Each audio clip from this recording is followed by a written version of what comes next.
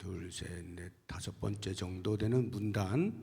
그때 나는 크리스천을 끌어낸 도움에게 다가가서, 거기 있죠. 그때 나는 크리스천을 끌어낸 도움에게 다가가서, 선생님 이곳은 멸망의 도성에서 하는 그 부분에 거기에 나가 누군지 아시겠어요? 그때 나는 할 때 이 나는 이 소설의 작가 존 버년입니다.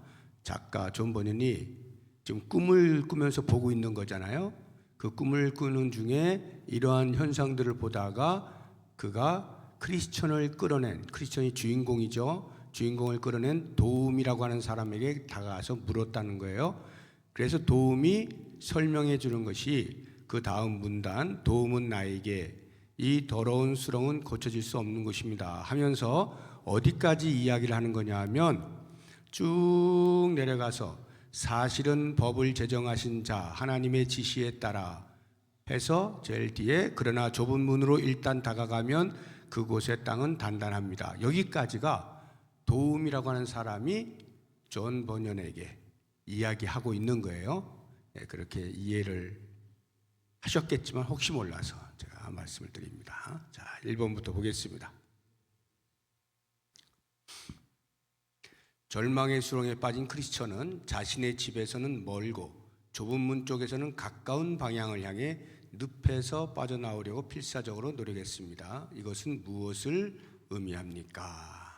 그 1번의 본문을 보시면 그러나 크리스천은 여전히 자신의 집에서는 멀고 좁은 문에서는 가까운 쪽으로 기어 나오려고 했었다 하는 이 부분이 있죠. 그 앞서서 변덕쟁이는 기어 나와서 어디로 갔어요? 자기 고향으로 돌아갔죠. 자기 집 있는 데로 돌아갔고 이 크리스천은 주인공 크리스천은 아직 못 나오는 거예요. 등에 죄의 짐이 너무나 무거워가지고 끙끙거리고 계속 절망의 수렁에서 허우적거리고 있는 거죠. 그렇지만 어떻게 해서든지 가려고 했던 방향을 향해서 나오려고 애를 썼다 하는 것입니다.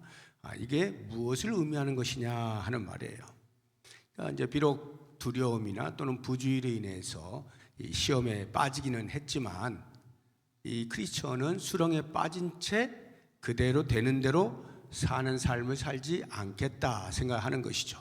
어떻게든지 빠져나와서 내가 가던 순례의 길을 계속 가고자 하는 애를 쓰는 것입니다. 이러한 모습을 우리 사도 바울은 그 죄와 관련해서 이렇게 우리에게 권면을 하는데요. 예수님이 우리를 구원해 주셨잖아요. 죄로부터 구원해 주셨잖아요. 그 죄로부터 구원해 주신 그 죄의 크기가 얼마나 큰가를 알 수 있는 것은 주님께서 나를 얼마나 사랑하시고 은혜를 베푸셨느냐 하는 그 은혜의 크기로 측량할 수가 있죠. 그래서 예수님이 나에게 베푸신 구원의 은혜의 크기를 더하게 하기 위해서 내가 죄를 계속해서 더 많이 더 심한 죄를 짓는다 한다면 말이 될까요? 안 될까요? 말이 돼 보여도 그렇지 않죠. 왜냐하면 죄의 짐이 벗겨진 사람이 죄로부터 계속해서 더 많은 죄를 지음으로 이러한 죄조차도 구원해 주신 주님의 은혜가 얼마나 크냐라고 말하는 것은 언어 도단이죠. 그것을 사도 바울이 로마서에서 이렇게 우리에게 알려주고 있어요. 로마서 6장 1절 2절 보시면 그런즉 우리가 무슨 말을 하리요? 은혜를 더하게 하려고 죄에 거하겠느냐? 그럴 수 없느니라. 죄에 대하여 죽은 우리가 어찌 그 가운데 더 살리요? 그러니까 참된 그리스도인은 비록 내가 죄를 짓는다 하더라도 그 죄에 대해서 자기의 가슴을 치면서 어떻게 그 죄로부터 해방되려고 하고 시험에 빠졌을 때 시험에서부터 나오려고 하고 계속해서 가야 하는 순례의 길을 가고자 그 길을 멈추지 않는 거예요. 비록 장애물들이 많아서 넘어지거나 또는 더디가거나 하는 일은 있을지 몰라도 그의 시선은 언제나 천성을 향해 있는 것, 이것이 참된 크리스천이다. 그래서 이 주인공인 크리스천이라 하는 이름을 가진 이 주인공은 적어도 그렇게 시선을 천성에서 떼지 아니하고 계속 그쪽을 향해 가고 있어요. 시험에 빠져 있는 상태에서도 말이죠. 이게 참된 그리스도인의 모습이다 하는 거예요. 이번에 도움이라는 자가 나타나서 도와주지는 않고 질문을 하죠. 왜 그렇게 했느냐 하는 것인데요. 도움은 크리스천에게 지금 절망의 수렁에 빠져서 허우적거리고 있잖아요. 나오려고. 그런데 그곳에서 무엇을 하고 있느냐고 물어요. 빨리 손을 내밀어서 건져주는 것이 상식적일 것 같잖아요. 그런데 건져주기 전에 먼저 묻는 거예요. 그곳에서 뭐 하고 있습니까? 이렇게 묻는 거죠. 왜 질문을 던졌을까요? 이것은 한 가지 이유 때문입니다. 처방을 하기 전에 의사는 반드시 진단을 하게 돼 있죠. 처방을 하려면 바른 진단에서부터 바른 처방이 나오는 거예요. 진단을 잘해야 되는데 이 질문은 지금 그 사람의, 그러니까 절망의 수렁에 빠져 있는 그 주인공의 영적인 상태를 진단하기 위한 거예요. 그 진단하는 과정에서 절망의 수렁에 빠져 있는 주인공은 자기를 돌아보는 기회를 얻게 되는 겁니다. 질문을 할 때 이제 답을 해야 될 거 아니에요. 이런저런 답을 해야 될 거 아니에요. 그런 답을 하는 중에 내가 어떠한 상태인지, 내가 무엇을 알면 되는지, 내가 왜 이렇게 됐는지 이런 것들을 돌아볼 기회를 갖게 되는 거예요. 그리고 도움을 주는 사람은 그런 사람에게 어떻게 돕는 것이 가장 효과적이냐 하는 것에 대한 선택을 할 기회를 얻게 되는 거죠. 그런 면에서 이렇게 진단을 위한 질문이 필요하다 하는 거예요. 알코올 중독자가 있을 때 알코올 중독을 치료하는 사람이 다짜고짜 자기에게 찾아온 알코올 중독자에게 바로 약물 주사를 놓고 치료 행위를 하지 않습니다. 반드시 상담을 해요. 그래서 당신이 왜 이렇게 되었느냐, 언제부터 이렇게 되었느냐, 어떤 계기로 이렇게 되었느냐, 그래서 당신 지금 어떤 상태냐, 어떤 마음가짐이냐, 이런 것들을 쭉 질문합니다. 그런 질문을 답하는 과정에서 이 알코올 중독자는 약물로 직접적인 치료를 받기 이전에 이미 심리 치료를 받는 거예요. 자기를 돌아보는 거예요. 이게 약물 치료보다 훨씬 더 중요합니다. 그래야 약물 치료도 잘 돼요. 근데 그것이 없이 그냥 직접적인 약물 치료를 하잖아요. 잘 안 먹혀 들어갑니다, 그게. 근데 자기를 돌아보고 내가 이런 부분에 잘못되었던 거구나. 내가 왜 그때 그렇게 했을까? 이러면서 자기를 돌아보고 반추하고 하는 이런 과정에서 직접적인 치료가 같이 들어갈 때 훨씬 빠른 속도로 치료가 되는 거죠. 그래서 이 도움이라는 자가, 돕고자 하는 자가 도울 때에 먼저 그의 영적 상태를 진단하기 위해서 질문했다 하는 것입니다. 3번, 크리스천의 고백의 특징은 무엇입니까? 크리스천의 이제 이 질문에 도움이라고 하는 사람이 거기서 뭐 하고 있어? 라고 질문하니까 대답하는 것이 두려움이 내게 엄습했고 다른 길로 도망가려다가 이곳에 빠졌습니다. 이렇게 하죠. 왜 당신은 걷는 그 걸음에 주의하지 않았느냐 하니까 갑자기 두려움이 찾아왔고요. 다른데 한눈 팔다가 또는 변덕쟁이와 이야기하다가 그만 부주의하게 빠지게 되었습니다 하는 거예요. 근데 이 사람의 이제 이 모습에서 어떤 거짓말이라든가 변명이라든가 아니면 어떤 상황의 축소라든가 이런 것들, 편법을 쓰지 않고 그대로 솔직하게 고백을 하죠. 이것을 가리켜서 착한 양심이라고 말합니다. 착한 양심. 디모데전서 1장 19절을 한번 다 같이 읽어보도록 하겠습니다. 시작.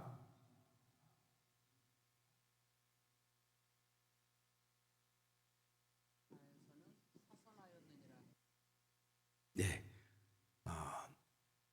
믿음과 착한 양심을 가지라. 어떤 이들은 이 양심을 버렸고 그 믿음에 관하여는 파선하였느니라. 착한 양심과 믿음을 연관해서 이렇게 지금 이야기하고 있잖아요. 그러니까 성령께서 양심을 질책할 때, 양심을 향해서 질책할 때, 양심에 호소할 때, 그때에 솔직하게 자기의 속에 있는 것을 다 드러내는 것, 이것을 가리켜서 착한 양심이라고 하고요. 이 착한 양심이 바르게 기능하지 않으면 믿음이 파손되는 거예요. 착한 양심이 바른 기능을 할 때, 즉 누군가에게 지적을 받았을 때 솔직하게 다 드러내면 믿음을 지켜낼 수 있다 이 말이에요. 이제 다윗이 대표적인 예죠. 다윗이 여러분이 아시는 것처럼 우리아의 아내 밧세바를 간음을 하잖아요. 그리고는 그것이 이제 들통날까 하여서 그의 남편인 우리아를, 전쟁터에 있는 우리아를 불러다가 동침하게 하는데 우리아가 동침하지 않잖아요. 큰일 났다 싶어가지고 전쟁터 다시 내보내면서 거기에 장수에게, 요압 장군에게 가장 심한 곳으로 내보내서 죽게 해라, 이렇게 살인 교사를 내리죠. 그래가지고 우리아도 죽고 말이죠. 이런 엄청난 죄를 짓고 1년 동안 얼마나 고통 가운데 지냈겠어요. 그런데 1년여쯤 되었을 때 나단 선지자가 와서 한 비유의 말을 하는 거예요. 어떤 동네에 부자가 있고 가난한 사람이 있는데, 부자는 양과 소가 많이 있고 가난한 사람은 암양 새끼 한 마리 있는데 마치 딸처럼 자기 먹는 거 같이 나눠 먹고 같이 잠자고 이렇게 애지중지했다. 그런데 어떤 나그네가 왔는데, 이 부잣집에 나그네가 찾아왔는데 자기 집에 있는 수없이 많은 양들 가운데 한 마리 잡아다 주면 되는데 그렇게 하지 않고 이 가난한 사람의 한 마리밖에 없는 그 암양 새끼를 강제로 빼앗아다가 나그네를 대접했다. 그 비유의 말을 하니까 다윗 왕이 벌컥 화를 내면서 도대체 누구냐, 그 사람은 죽어 마땅하다 이러면서 그에게 뺏은 양 한 마리 4배의 값을 물어줘야 된다, 막 이렇게 이제 하는 거예요. 그때 나단 선지자가 당신이다, 그게 바로 당신이다, 이렇게 지적을 하잖아요.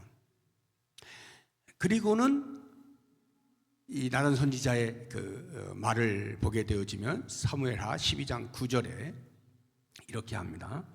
그러한데 어찌하여 내가 여호와의 말씀을 업신여기고 나보기에 악을 행하였느냐?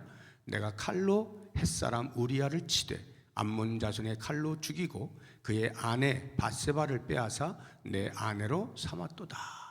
지적을 하잖아요. 그 양심에 지적을 하는 거예요. 이때 다윗이 어떻게 해요?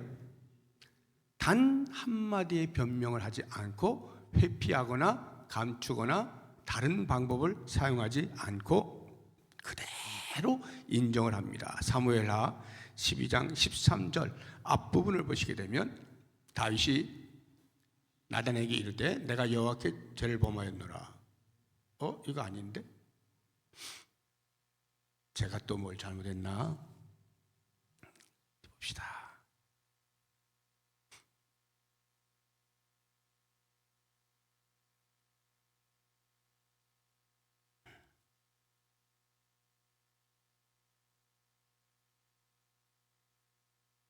예, 제가 잘못했네요.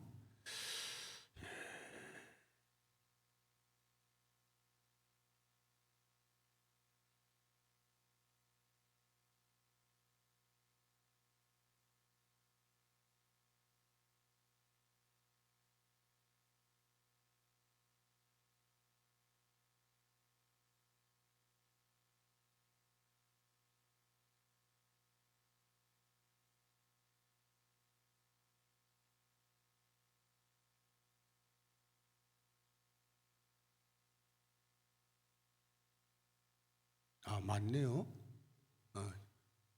제가 막 정신이 없습니다. 맞네.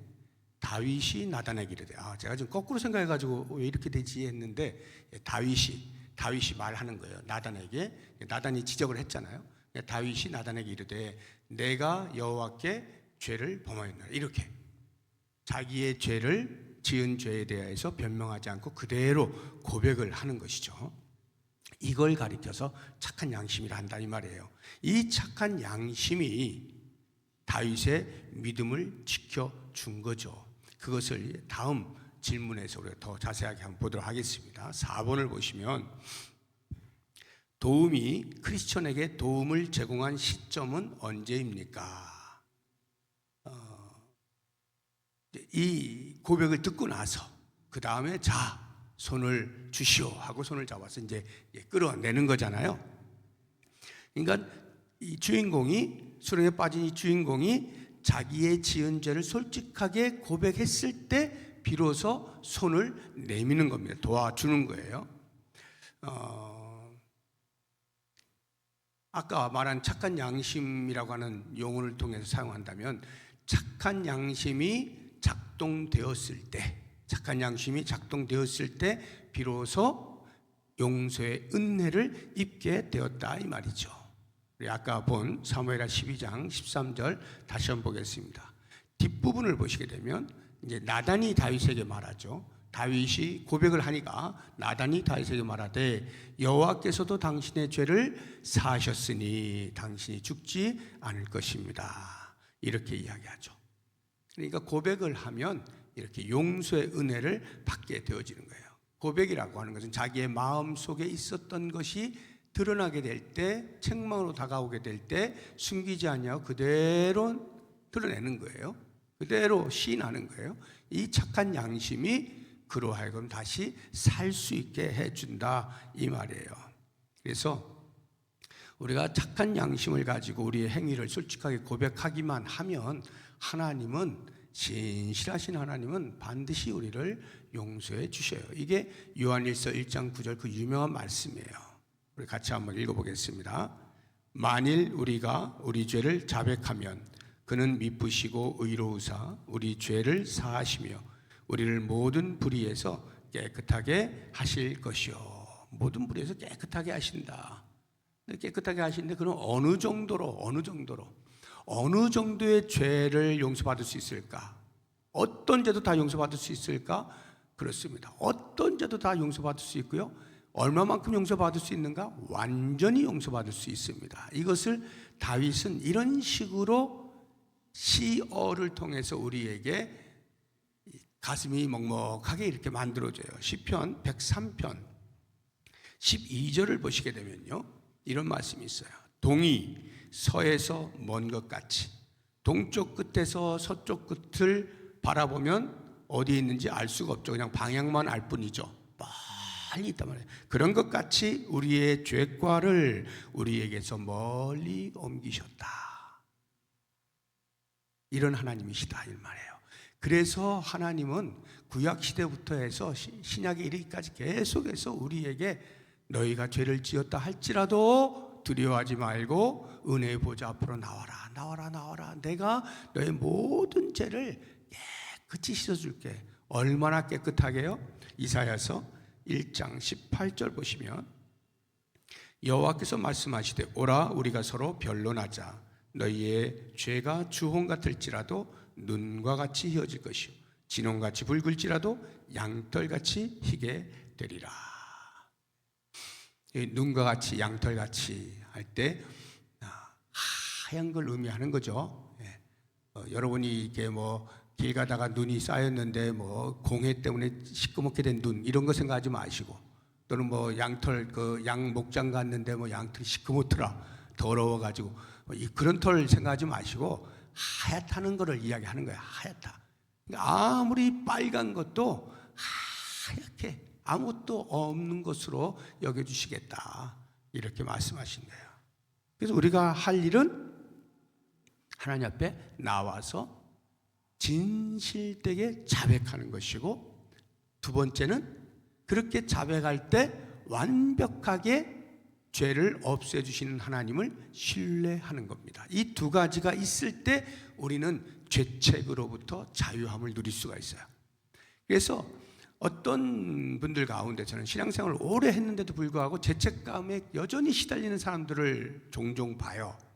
내가 이런 죄 저런 죄 죄책감에 시달리는 거. 그러니까 이제 양심이 살아 있으니까 자기가 지은 죄에 대해서 자꾸 생각나고 그거에 대해서 후회하고 이런단 말이죠. 근데 이게 반복되도록 죄책감에 시달리게 되는 것은 이 두 가지가 시행되지 않은 거예요. 하나님 앞에 나와서 진실되게 회개하지 않았거나 아니면 그렇게 했는데도 불구하고 그러면 그 죄를 완전히 깨끗하게 없애주신다는 하나님의 신실하심을 믿지 못하거나 둘 중에 하나예요. 이 두 가지를 행하는 사람은요 죄책감으로부터 완벽한 해방을 얻어요. 자유함을 얻습니다. 물론 그것이 그래서 그 이후부터는 다시는 죄를 짓지 않는다는 말이 아니라 죄책감, 죄를 지었을 때 그것으로 인하여 괴로워하는 그것이 회개하지 아니하면 계속 남아있죠. 회개했다 할지라도 과연 하나님이 용서해 주셨을까? 이게 의심스러우면 여전히 남아있어요. 그런데 이 두 가지 해결되는 사람은 회개함과 동시에서 마음으로부터 진정한 자유를 얻을 수 있게 된다 하는 것입니다. 5번을 보겠습니다. 절망의 수렁을 고칠 수 없었던 이유는 무엇입니까? 네, 절망의 수렁. 그러니까 존 버년이 꿈을 꾸고 있는 존 버년이 도움이라고 하는 사람에 가서 묻는 거 아니에요? 아니 이 수렁이 없이 도로 작업을 잘 해놨으면 순례의 길을 가는 사람들이 빠지지도 않을 텐데 왜 그거 안 되나요? 깨끗하게 그거 치울 수 없는 건가요? 이렇게 질문했다 이 말입니다. 그러니까 그 도움이라고 하는 사람이 대답을 한 거예요. 그게 생각만큼 쉽지가 않습니다. 이미 인간이 죄를 안고 태어나서 죄와 함께 뒹굴고 있기 때문에 그것이 끊임없이 몰려들어서 이 수렁을 만들고 있는 것입니다. 그래서 하나님께서는 그 1600년이라고 나와 있죠. 그 1600년은 성경 기록된 것을 말하는 거예요. 그 오랫동안에 선지자도 보내고 그들을 통하여 교훈을 하고 막 2만 수레나 되는 엄청난 교훈의 말씀들을 쏟아 부어도 여전히 죄가 완전히 해결되지 못한다 이런 이야기예요. 그러면 왜 그러냐 이 말이에요. 왜? 그것이 인간의 원죄 때문에 그렇죠. 인간의 원죄, 인간의 죄성, 원죄로 인하여, 그러니까 죄인으로 태어나니까 죄를 지을 수밖에 없는 상태의 사람들이 살다 보니 그 속에서는 죄가 해결되지 않는 한 절망의 수렁은 언제나 있게 된다 하는 거예요. 아무리 하나님께서 여러 가지 방편들을 사용하신다 하더라도 그럴 수밖에 없는 거예요. 그래서 아담과 하와가 죄를 지어서 인류 역사에 죄가 들어온 이후부터 죄가 만연해지잖아요. 그래서 결정적으로 죄가 가득할 때 하나님께서 홍수로 심판하시죠. 노아 시대에 홍수로 심판하시잖아요. 그 이유가 뭐라고요? 죄가 세상에 가득했기 때문이에요. 창세기 6장 3절 보시면 여호와께서 사람의 죄악이 세상에 가득함과 그의 마음으로 생각하는 모든 계획이 항상 악할 뿐임을 보시고 이렇게 되어 있죠. 죄가 가득해서 하나님께 심판을 내리죠. 그런데 심판을 내린 이후에 거기서 이제 구원받은 노아의 식구들 8명이 있잖아요.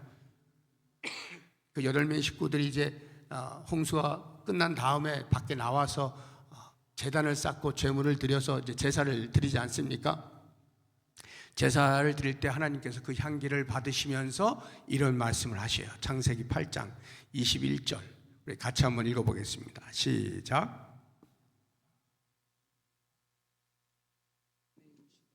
내가 다시는 사람으로 말미암아 땅을 저주하지 아니하리니 이는 사람의 마음이 계획하는 바가 어려서부터 악함이라. 내가 전에 행한 것 같이 모든 생물을 다시 멸하지 아니하리니.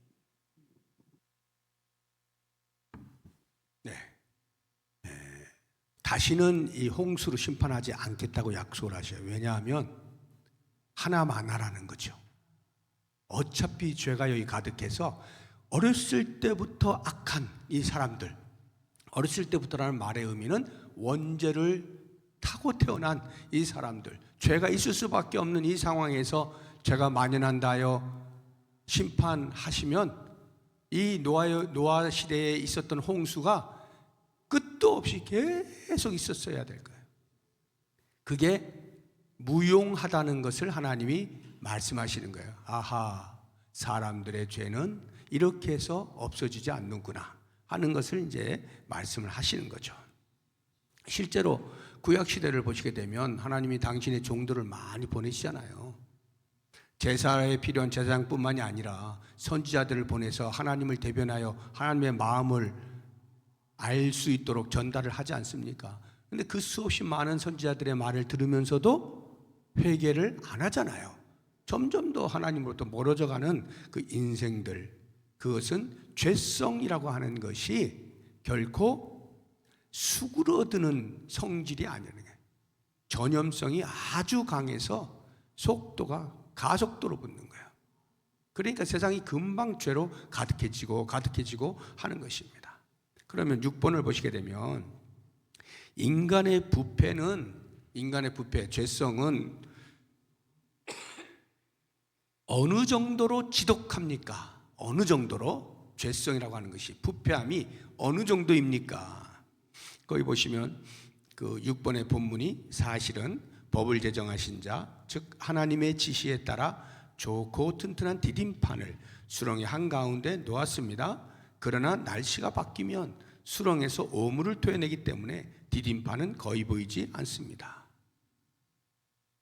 여기 디딤판 뭐 여러 가지 생각할 수 있습니다. 일단 구약적으로 생각하면 뭐 율법이라고 한번 생각을 해보세요. 하나님이 율법을 주셨어요. 그래서 그들의 죄에 대하여 다스릴 수 있도록 했는데 율법으로 그것이 되던가요? 안 되죠. 율법은요, 죄의 억제 기능만 있어요. 그나마 자, 이런 거 지으면 이렇고 이런 거 지으면 이렇고 이렇게 착 주어지니까 억제하는 기능은 있지만 없애지를 못하다 보니까 죄성이 억제하는 힘보다 더 큰 거예요. 그러니까 억제를 넘어서는 거죠. 그러니까 율법이 있었어도 이스라엘 백성들은 죄로부터 자유로울 수가 없었던 거예요. 뭐 일반인들은 말할 것도 없고요. 자연인은 당연한 거고, 율법을 받은 이스라엘 그들조차도 억제의 힘보다 죄성이 훨씬 더 컸다 하는 것입니다. 그래서 하나님께서는 예레미야 선지자의 입을 통해서 우리 사람의 부패함의 정도를 이렇게 표현하고 있어요. 예레미야 17장 9절을 보시면 만물보다 거짓되고 심히 부패한 것은 마음이라. 만물보다 거짓되고 심히 부패한 것, 아예 썩어, 이게 경상도 사투리인지 모르겠는데 제가 어렸을 때 우리 부모님으로부터 많이 들은 말인데 문드러졌다는 말씀, 썩어 문드러졌다 이런 말씀인데 사투리입니까? 표준어입니까? 잘 모르겠네. 썩어 문드러질 정도로. 그게 부패의 정도라는 거예요. 그 정도로. 그러니까 조금도 괜찮은 것이 없는 상태라는 거예요. 그래서 그렇게 마음이 썩을 대로 썩어 있으니까 거기에서부터 나오는 것들이 뭐겠어요? 다 죄의 열매들이겠죠. 마태복음 15장 18절 19절 마음에서 나오는 게 뭔가 한번 우리 같이 한번 읽어보도록 하겠습니다. 시작. 입에서 나오는 것들은 마음에서 나오나니 이것이야말로 사람을 더럽게 하느니라.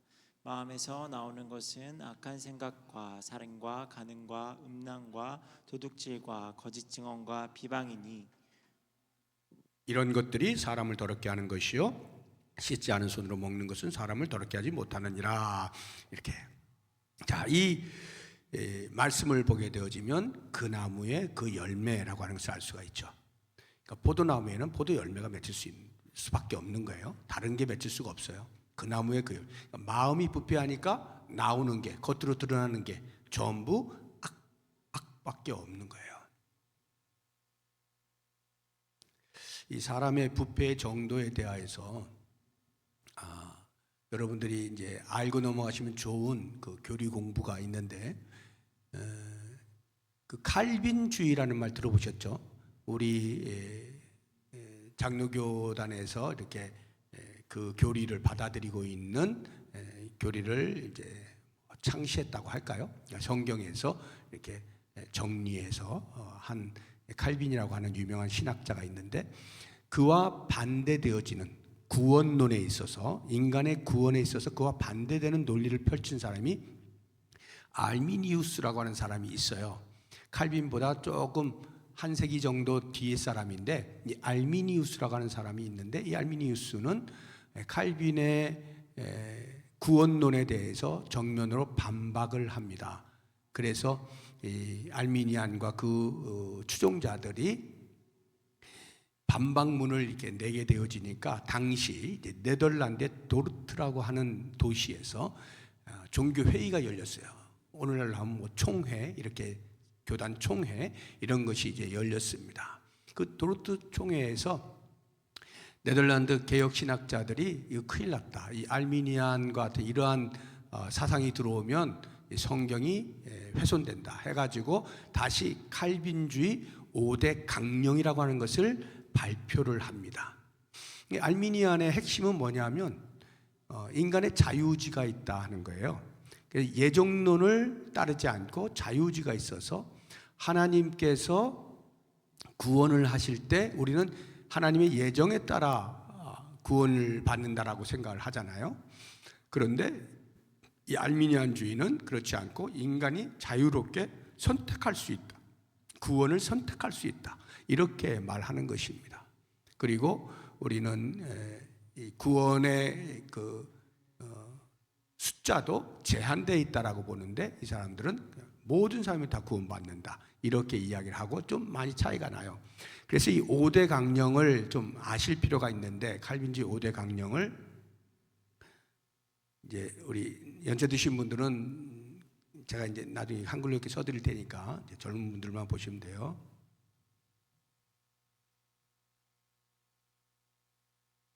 요 밑으로 읽으면 TULIP, 튤립, 꽃, 튤립 꽃 있죠? 튤립 꽃. 그것을 생각하시고 이게 5대 강령의 첫 글자예요. Total depravity. Total depravity. 전적 타락이란 뜻입니다.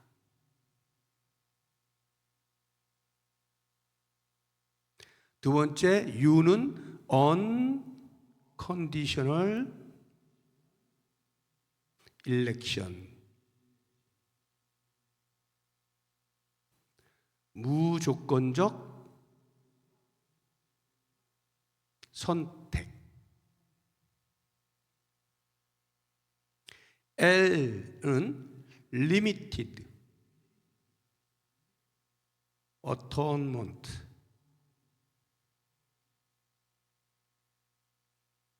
제한 속죄. L은 irresistible grace.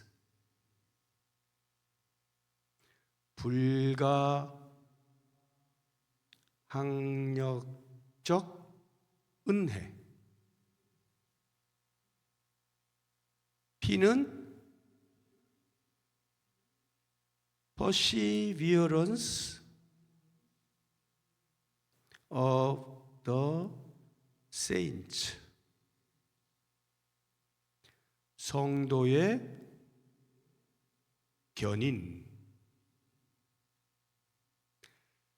이 5가지가 구원론에 대하여 칼빈이 주장한, 성경에서는 이렇게 말하고 있다라고 주장한 교리예요. 5가지 강령이에요. 보시게 되면 전적 타락이라고 하는 말, 토털 디프레비티는 사람에게 선이 단 하나도 없다 하는 겁니다. 로마서에 나와요. 그러니까 전부 다 이건 다 성경에 나와 있는 것을 토대로 지금 말하고 있는 것입니다. 의인은 없나니 한 사람도 없는 거예요. 선이 도무지 없어요. 전적 타락이에요.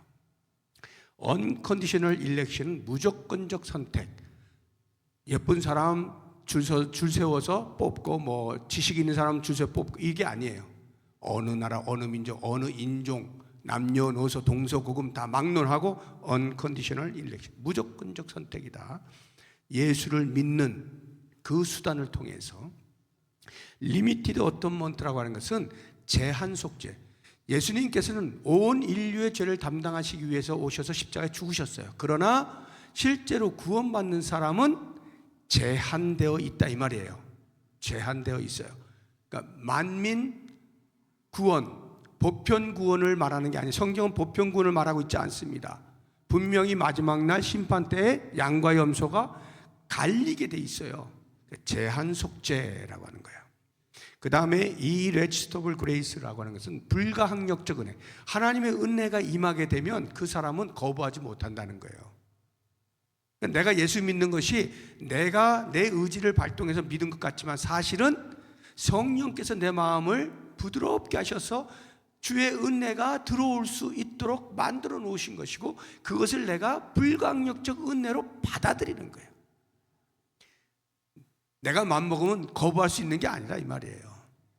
그 다음에 perseverance of the saints, 성도의 견인. 이건 뭐냐면 성도가 구원을 받게 되었을 때 참 성도, 그러니까 하나님의 불가항력적 은혜를 받은 사람이라면 이 사람은 반드시 perseverance, 계속해서 그 구원이 유효하다. 언제까지요? 천국 들어갈 때까지. 이게 견인이라고 하는 말이에요. 계속해서 구원이 변개하지 않는다, 중간에 사라지지 않는다 하는 이야기예요. 이 5가지 강령은 전부 다 하나님의 절대 주권에 입각한 교리예요. 여기에서 이 첫 번째를 보시게 되면 total depravity, 사람의 상태를 이렇게 표현해 놓은 거예요. 사람이 전적으로 타락했기 때문에 하나님을 보지를 못하는 거예요. 그리스도께서 참빛으로 자기 백성에게 왔지만 그 백성이 어둠 가운데서 못 보는 거예요. 전적으로 타락해 있기 때문에 볼 수가 없어요. 바로 여기에 하나님의 불가항력적 은혜가 있을 수밖에 없는 것이고, 지금 내가 그 은혜를 누리고 있는 것은 하나님의 무조건적 선택에 의한 것이고, 그 제한 속죄 안으로 내가 들어와 있는 것이고, 내가 구원의 여정을 걷는 순례의 길을 걸어갈 때에 의심하지 않는 이유는 성도의 견인 때문인 거예요. 하나님께서 나를 구원하셨을 때는 반드시 구원이 완성될 때까지 인도하신다 하는 이 5가지. 그래서 요 토탈 디프레 첫 번째 것, 인간의 상태, 이게 바로 지금 여기서 이야기하고 있는 인간의 부패가 어느 정도로 지독하냐 할 때 이렇다 이거예요. 전적으로 타락되어져 있는 상태, 전적인 부패를 말하는 거예요. 그래서 구원이라고 하는 것은 우리에게서부터 나오지 아니하고 위에서부터 밖에서부터 오는 것이다. 이렇게 이야기하는 이유가 우리의 힘으로 그리스도를 구주로 고백할 능력을 갖추지 못해요. 찾지도 못해요. 누군지도 몰라요. 성령께서 알게 하셔서 알게 되는 거예요. 전적으로 하나님의 은혜, 여기에서부터 구원이 시작이 된다 하는 거죠. 그래서 인간의 상태는 부패할 대로 부패져 있는 상태. 지금 내가 그런 상태에서부터 지금 구원을 받고 하나님의 자녀라 불려지고 있는 거예요. 이러할 때에 내가 받은 은혜가 어느 정도라고 하는 것에 대한 감격이라고 하는 것은 아무 생각 없이 그냥 내가 신앙생활 하는 것하고는 전혀 다르겠죠. 이것을 바르게 깨닫는 사람에게서만이 나타나는 현상이 자기의 죄를 돌아볼 때에 눈물, 콧물을 다 쏟아내는 거예요. 적어도 참된 성도에게 있어서는 적어도 한 번 이상은 눈물, 콧물 쏟는 경험은 다 있어야만 해요. 반드시 있습니다. 참된 성도는, 하나님의 구원을 입은 사람은 반드시 그 죄에 대한 자각과 함께 그 죄에 대해 통회하는 마음, 그리고 그 애통함이 하나님을 향하여 감사로 이런 나 같은 죄인 살리신 주의 은혜에 놀라워 이렇게 찬양을 하게 되는 거죠.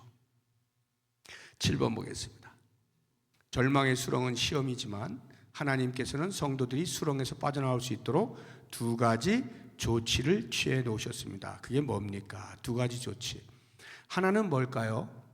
지금 여기에 소설에 나와 있는 것처럼 도움이라고 하는 사람, 돕는 사람을 준비해 놓으셨다 하는 것입니다. 무거운 죄의 짐 때문에 허덕이면서 아무리 나오려고 발버둥 쳐도 자기 스스로 못 나와요. 그럴 때 돕는 자가 손을 내밀어서 이끌어 준다 이 말이에요. 하나님께서는 당신의 종들을 예비해 놓으시고 그 종들을 통해서 그 역할을 감당하게 하셔요. 기본적으로 오늘날로 하자고 하면 종들 하면 일단 저 같은 목사들이라고 보시면 됩니다. 교역자들이라고 보시면 돼요. 그러나 교역자에게 국한되는 것은 아닙니다. 도울 수 있는 사람은요, 도움을 받아야 하는 사람보다 영적으로 성숙한 사람이면 도울 수 있어요. 영적으로 성숙한 사람은 영적으로 미숙하여 시험에 빠진 사람을 도울 수가 있는 겁니다. 그러니까 내 신앙생활 하는 것에 만족하면서 하는 것은 바른 모습이 아니에요. 책임이 있다 이 말이에요. 영적인 성숙을 이루고 있는 사람은 미숙한 자를 도울 책임이 있다는 것을 알 필요가 있어요. 두 번째 조치를 취해 놓으신 것이 디딤판이라고 하는 거예요. 디딤판이라고 해놨죠. 좋고 튼튼한 디딤판을 절망의 수렁 한가운데 두셨다 하는 건데, 이 디딤판의 의미, 제가 아까 구약에서는 율법이라고 이렇게 말을 할 수 있다라고 말씀드렸는데, 전체적으로 이렇게 보게 되어지면 언제든지 어떤 시험에 빠져서, 그러니까 죄로 인하여서 시험에 빠졌다 하더라도 회개하기만 하면 하나님께 용서해 주신다라고 하는 이 용서의 약속, 그리고 그리스도 안에서 믿음으로 생명이 받아들여졌다고 하는 약속, 이 약속을 디딤판으로 보시게 되어지면 그러한 약속, 아무리 의심과 회의와 절망의 수렁에 빠져 있다 하더라도 이 약속의 디딤판을 밟고 건너가면 충분히 빠져나올 수 있다는 것입니다. 하나님께서는요, 우리가 비록 수렁에 빠져 있다 하더라도 나오기만 하면 좁은 문을 향하여 가는 그 길에 마른 땅을 반드시 예비해 놓으셨어요. 이 이야기는 비록 내가 시험 가운데 있다 하더라도 우리의 시선을 천성에서 떼지 아니하고 계속해서 그쪽으로 가고자 하는 강력한 의지를 발동하면 성령께서 도우셔서 다시금 나와 힘차게 순례길을 걸어갈 수 있도록 하신다 하는 거예요. 이런 사실들을 볼 때 우리 하나님은 이런 분이십니다 하고 사도 바울이 고백하는 것, 우리에게 가르치는 것이 고린도전서 10장 13절에 나옵니다. 우리 같이 한번 한 목소리로 읽어보겠습니다. 시작. 사람이 감당할 시험 밖에는 너희가 당한 것이 없나니 오직 하나님은 미쁘사 너희가 감당하지 못할 시험 당함을 허락하지 아니하시고 시험 당할 즈음에 또한 피할 길을 내사 너희로 능히 감당하게 하시느니라. 예. 하나님은 우리를 넘어뜨리려고 작정하시는 분이 아니죠. 결코 그렇지 않아요. 넘어뜨리려고 시험이라고 하는 덫을 놓고 함정을 파서 자 누가 빠지나 보자 이렇게 하시는 분이 결코 아니에요. 이건 사탄이 하는 거예요. 하나님은 빠졌으면 건져내시려고 하는 것이고요, 피할 길을 이미 만들어 놓으신 거고요. 하나님이 이런 분이시란 말이에요. 우리가 순례길을 걸어갈 때 끝까지 갈 수 있도록 아무리 함정을 사탄이 여기저기 많이 이런저런 걸 많이 해놨다 하더라도 다 극복하고 나아갈 수 있도록 해 놓으셨다 하는 것입니다. 왜요? 하나님은 우리를 너무나 사랑하시기 때문에, 우리를 너무나 기뻐하시기 때문에. 사무엘상 12장 22절을 보시면 여호와께서는 너희를 자기 백성으로 삼으신 것을 기뻐하셨으므로 여호와께서는 그의 크신 이름을 위해서라도 자기 백성을 버리지 아니하실 것이요. 자기 백성을 버리지 아니하신대요. 이게 뭐라 그랬어요? 아까 튤립 마지막 끝에 Perseverance of the Saints, 뭐라고요? 성도의 견인, 성도의 견인. 하나님은 반드시 천국까지 인도하신다. 당신의 이름을 위해서라도. 신실하신 하나님은 우리에게 약속하신 바를 스스로 깨뜨리지 않으시는 분이에요. 반드시 지키시는 분이죠. 8번 보겠습니다. 변덕쟁이는 고향 땅으로 돌아가서 어떤 대접을 받았습니까? 이 8번의 본문을 보면 어떤 이들은 그가 다시 돌아온 것에 대해 그를 현명한 사람이라고 불렀고, 어떤 사람은 크리스천과 함께 자신을 위험에 처하게 했다고 그를 멍청한 사람이라고 불렀다. 다른 이들은 그를 겁쟁이라고 조롱하면서 정말로 모험을 시작했다면 나는 조금 어려움이 있다고 포기하는 그런 천박한 사람은 안 되었을 거야, 이렇게 했다는 거죠. 여기 나타나는 게 이제 세 가지가 나타나. 하나는 환대하는 겁니다. 야, 너 그나마 빨리 돌아와서 다행이다. 잘 생각했어. 거기 뭐 먹을 게 있다고 거기에. 이렇게 자기의 불의와 함께 있는 것에 대해서 환영해 주는 그런 경우가 있고, 또 하나는 조롱을 하는 거예요. 비아냥거리고 냉소적으로.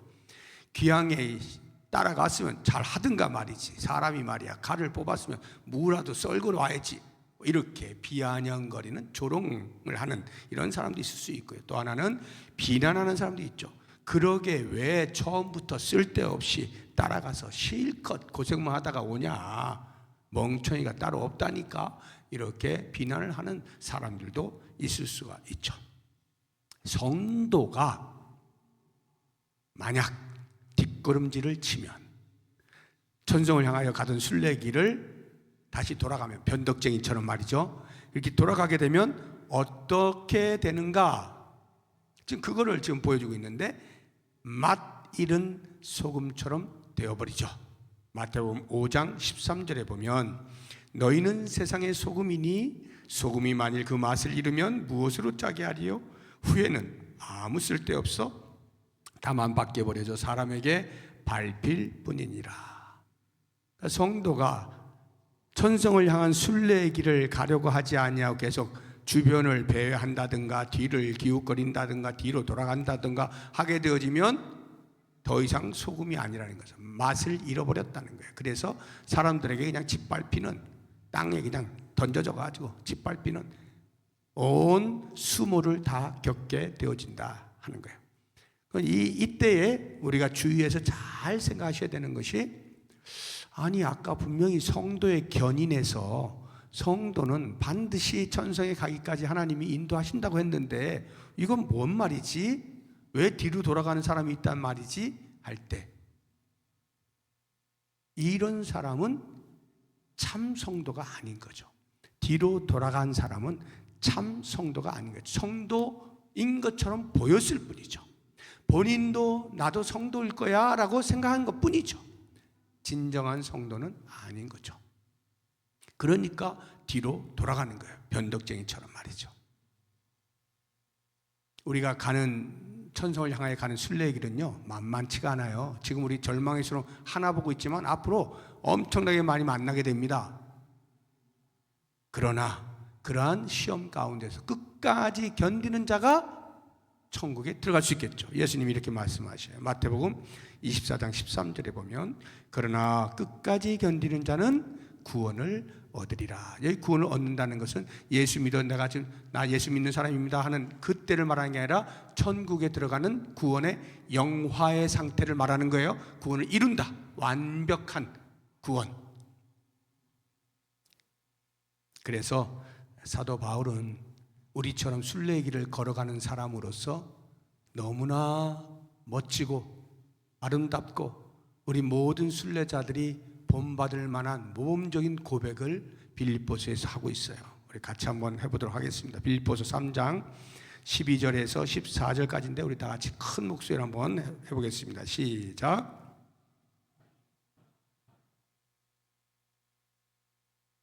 그리스도 예수께 잡힌 바 된 그것을 잡으려고 달려가노라.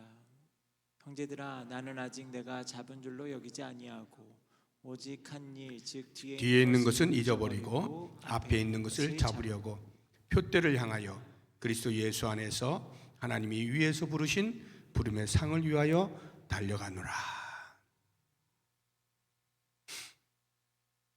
오직 한 가지만 생각한다는 거예요. 표대를 향하여.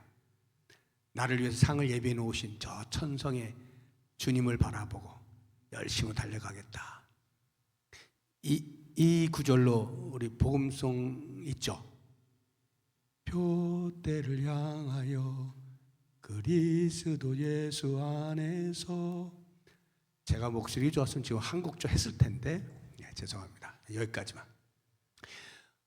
그 찬송 여러분 많이 들으세요. 정말 가슴 찡하고요. 우리가 이렇게 나태해지려고 할 때마다 다시금 나를 붙잡아주는 말씀이에요. 그리스도 예수 안에서 표대를 향하여 주만 바라보고 달려간다. 마지막 9번 보겠습니다. 그리고 어떻게 변화되었습니까? 여기 변화라고 하는 단어는 우리 교회 용어로는 좋은 용어잖아요. 좋은 용어. 나쁜 상태에서 좋은 쪽으로 변화되었다는, 여기서의 변화는 지금 좋은 쪽에서 나쁜 쪽으로 변화된 겁니다. 이 변덕쟁이의 변화를 말하는 거예요. 크리스천을 따라가다가 다시 자기 원래 있던 대로 돌아간 변화를 말하는 거예요. 변덕쟁이는 그들 가운데 가만히 앉아 있었다. 그러나 모든 사람이 말을 마치자 변덕쟁이는 더욱 대담해져서 크리스천을 뒤에서 조롱하기 시작했다. 이게 뭔 말이에요? 처음에는 우호적이었잖아요. 크리스천에게 우호적이었어요. 그래서 귀를 쫑긋 세우고 여기 뭔가 있을까 하고 잠시 따라가 봤단 말이죠. 근데 보니까 수렁에나 빠지고 이래가지고는 안 되겠다 싶어 돌아온 거 아니에요. 그러니까 이전보다 더 악하게 되어지는 거예요. 야, 내가 경험해 봤는데 그거 아니야. 거기 아니야. 그거 완전 사기야. 이렇게 이전보다 훨씬 더 악하게 대적하는 자리로 변화가 일어나게 되는 거예요. 예수님께서 비유의 말씀을 주실 때 귀신이 어떤 사람에게서 나갔어요. 귀신이 나갔으니까 이 사람이 이제 온전하게 됐을 거 아니에요. 깨끗하게 됐어요. 근데 이 귀신이 다른 데 어디 머물려고 찾는데 찾을 데가 없어. 아, 이거 안 되겠다. 다시 옛날로 가볼까? 거기 어떻게 됐나 한번 가봐야지. 왔는데 깨끗하게 청소가 돼 있고 텅텅 비어 있는 거예요.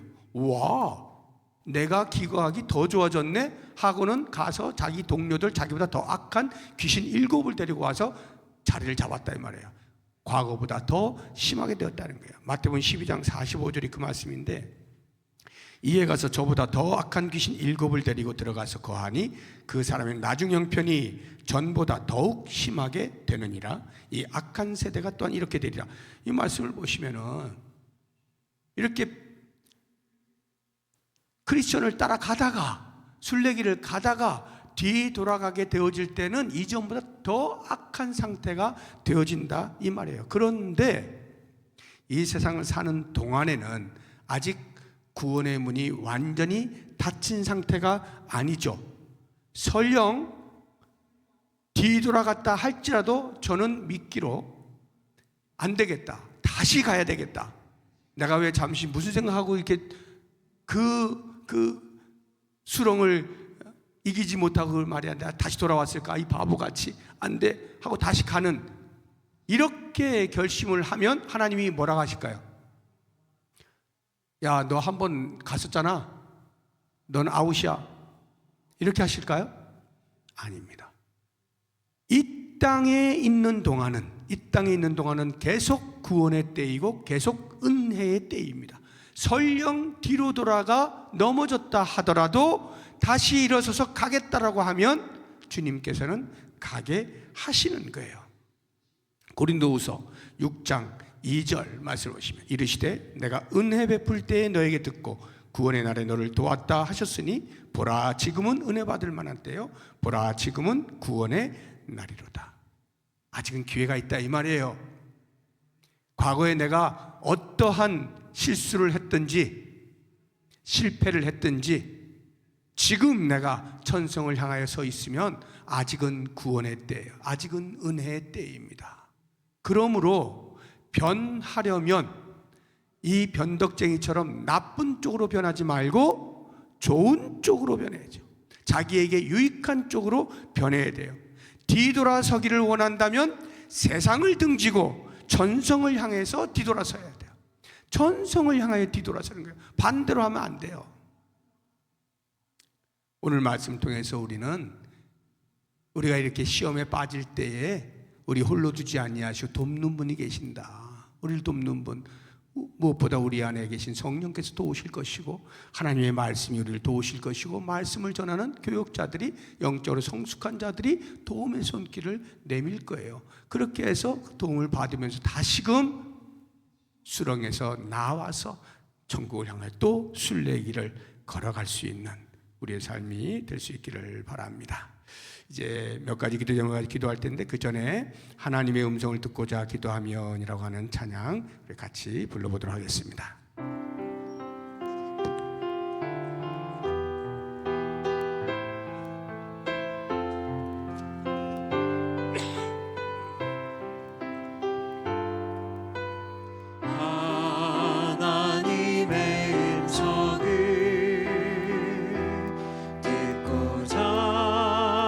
기도하며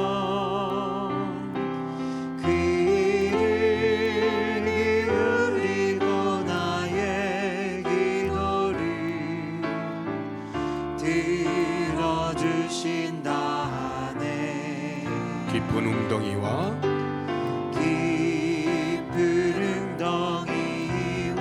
수렁에서 끌어주시고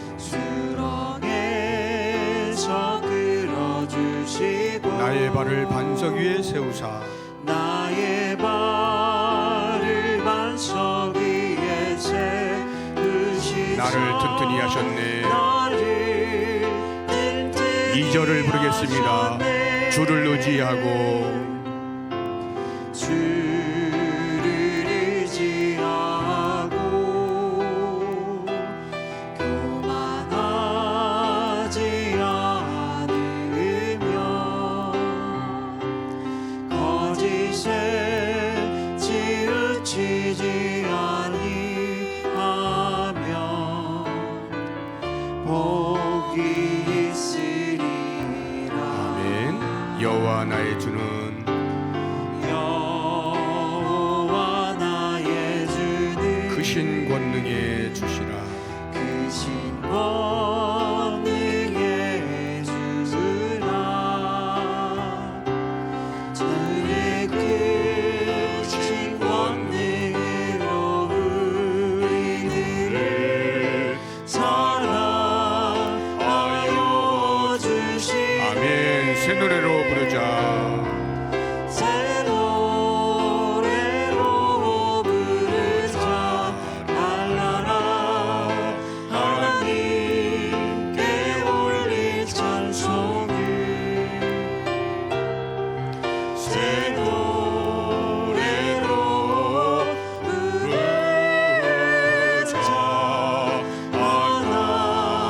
하나님 사랑. 우리 한 번만 더 새 노래로 부르자. 새 노래로 부르자. 나라라 하나님께 올릴 찬송을. 새 노래로 부르자.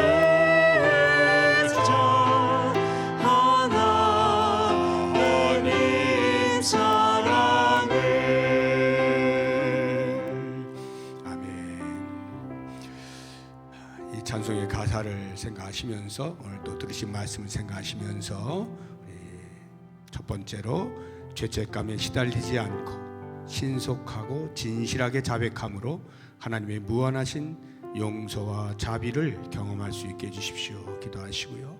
두 번째로 공동체 안에서 시험에 빠진 연약한 지체가 보일 때 기꺼이 도움의 손길을 내미는 삶을 살게 해주십시오. 기도하시고 마지막 세 번째로 다음 주에 명절 연휴가 있는데 그 기간에 온 가족이 주님 안에서 기쁘고 사랑 넘치는 시간 보낼 수 있게 해주십시오. 이 같은 기도 제목으로 다 같이 통성으로 기도하겠습니다.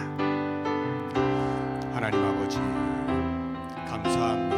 오늘 인간에게 있어서 가장 큰 문제인 죄의 문제를 어떻게 해결해야 하는지 말씀을 통하여 배우게 하심을 감사합니다. 아담과 하와 이후로 이미 우리가 죄인으로 태어나서 죄를 지을 수밖에 없는 상태에서